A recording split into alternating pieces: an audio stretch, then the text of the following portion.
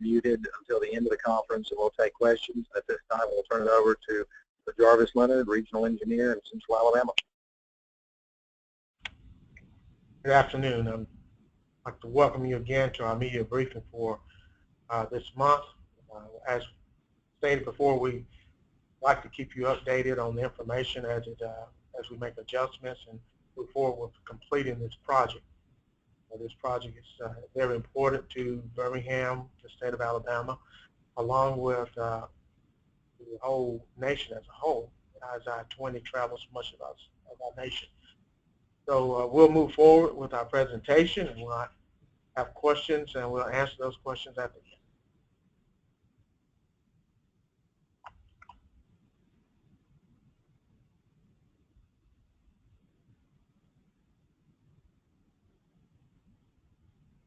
And we'll go briefly through our phasing map, and I think most of you who are online today have seen this.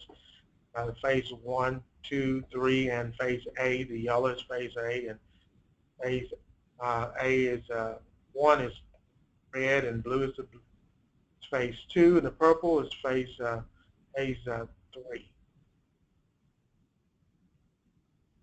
These are renderings that shows the interchange at 65 and 5920. It shows our ramps have been pulled away, the new access into Birmingham at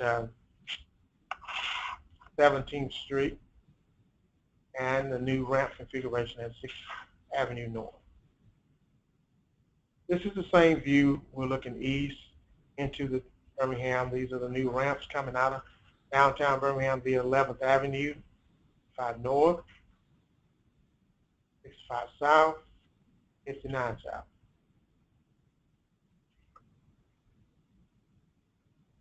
This is the Red Mountain Expressway and what it will look like in a new rendering of it. These are the 2 bridges that are being constructed to lengthen those to facilitate the new ramp configuration. This is the new access into downtown, and this is new access out of downtown via 25th Street.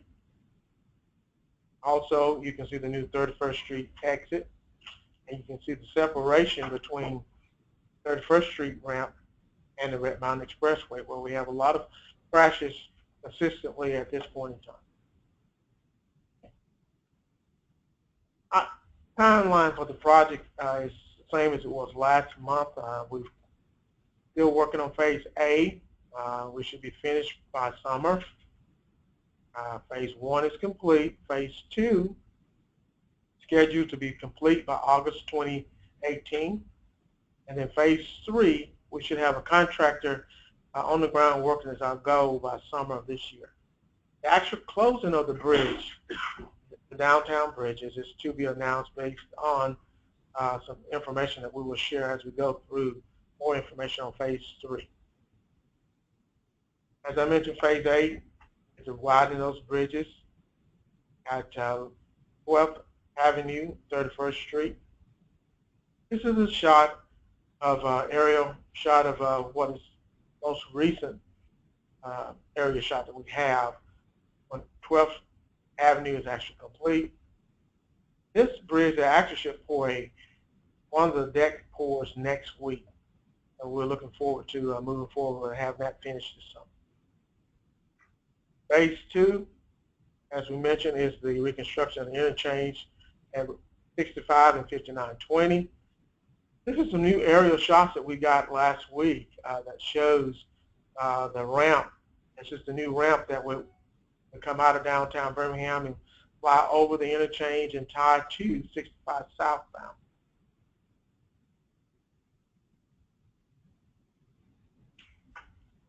This is a shot of the wall that we are working on to facilitate the new ramp configuration for 65 south northbound, 59 southbound. Once that wall, this wall is complete, this is actually a temporary, not temporary, but it's a phase 1 of the wall. Phase 2 will be actually a finish as shown on this view. This is not the actual wall, but this is what the wall will look like once we actually finish and put the facing on the wall. It will be etched with the shotcrete. This is another soil nail wall, temporary walls being used so we can put in the new ramp configuration that goes from 59 northbound to 65 southbound. This will be a new ramp that will be added parallel to the ramp, to 5920, and it will allow us to add this ramp as it moves over to 6th Avenue North and to 65 South. Showing some of the girders that have been set. This is some of that same aerial photography that we got last week. It shows some of all the girders that have been set. And we're still anticipating our first pour on our slabs on phase 2. We anticipate that should take place in the next week or so also.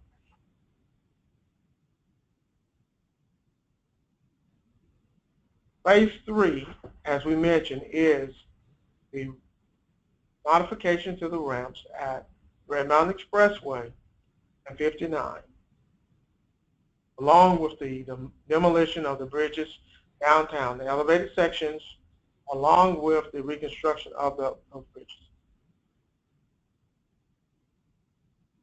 This is a rendering that shows what the bridges would look like. It will be a segmental construction to allow construction to go to be expedited. The bridges will actually be 5 lanes with the shoulder. 2 outside lanes will connect to the ramps at Red Mountain Expressway and to 31st US 31 and 280 and Red Mountain Expressway.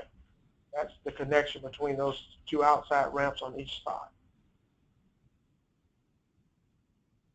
Let's talk about phase 3 a little. As has been reported in the last week or so, bids were taken on phase 3 back in fall. Those bids were rejected.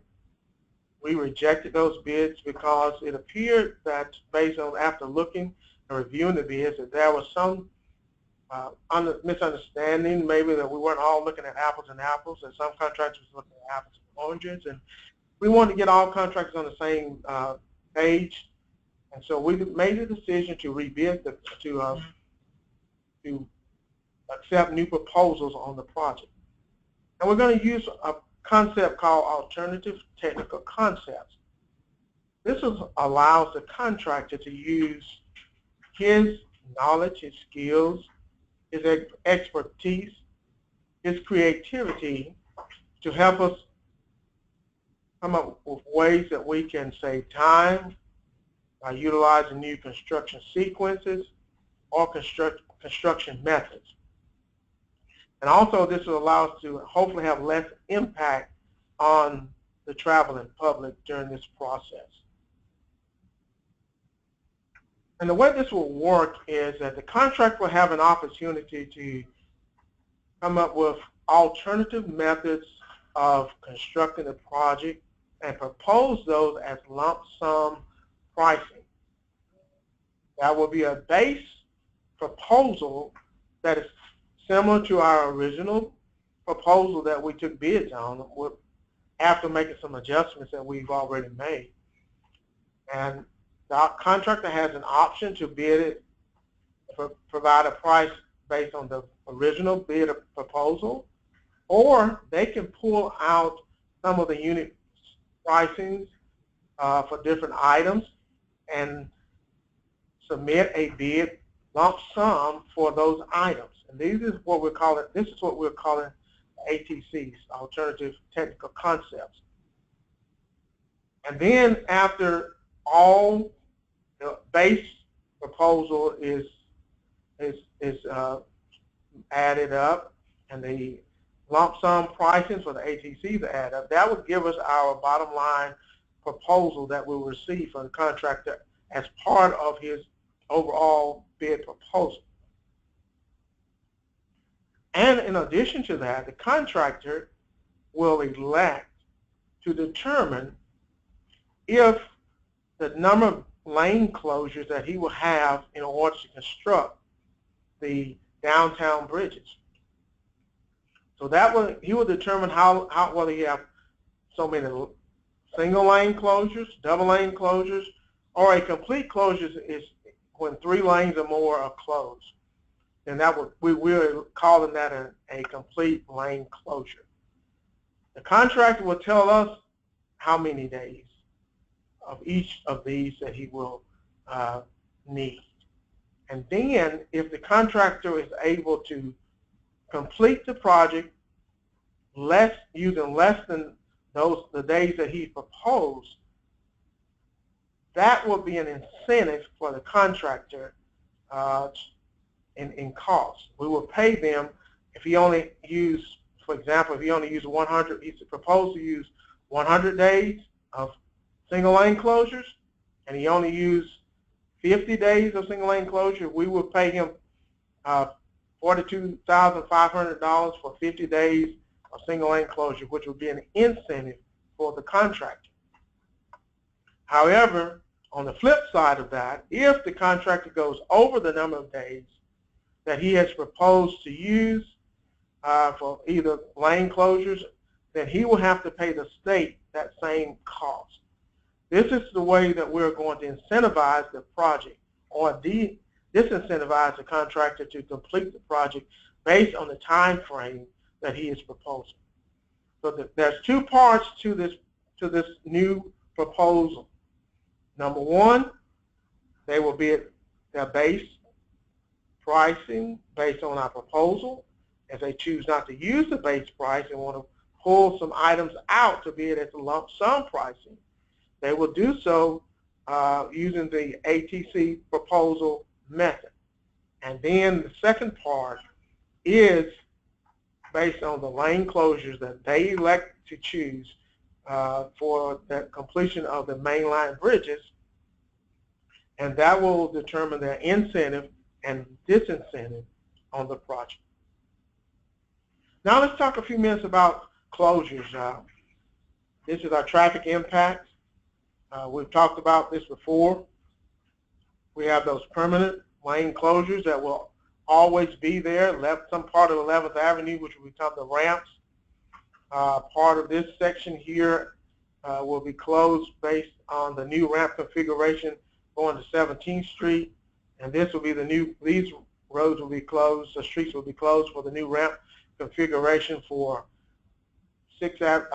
access to 65 South and 6th Avenue North. We have the still temporary closure for the inside lane that goes on the ramp from 65 southbound to 59 northbound.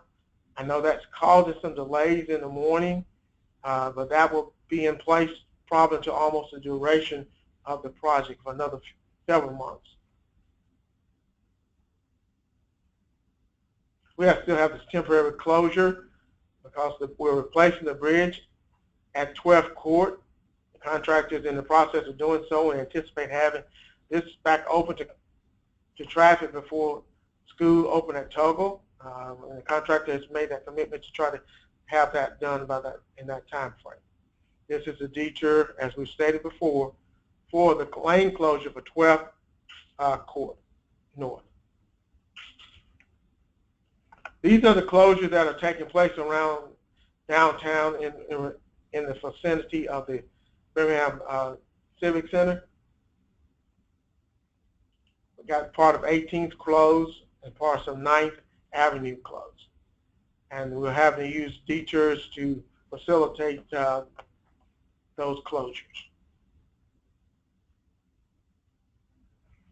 There's a section of Richard Arrington Boulevard that's closed just east of Caraway Boulevard. And it's closed, and that closure is forcing traffic to have to detour around that section also. This should be opened back up within a few weeks. And we still have the closure for 31st Street also.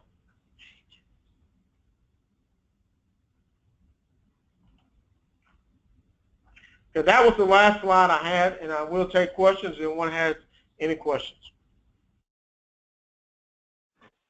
This time we'll go ahead and unmute all the calls. If you have any questions, go ahead.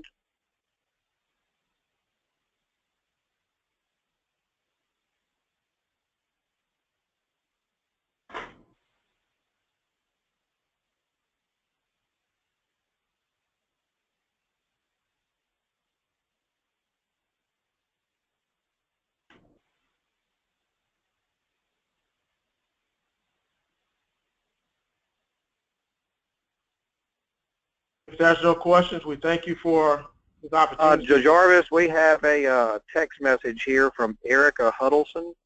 Okay. She wants to know when the closures near the BJCC will reopen. We still have several weeks of that. It's probably been about another month of work in that area before we can actually be totally in that area. And if there's anybody else who has a text message question, I know sometimes on the internet the microphones don't want to cooperate. We'll be happy to wait just a second here and see if anybody else has a question.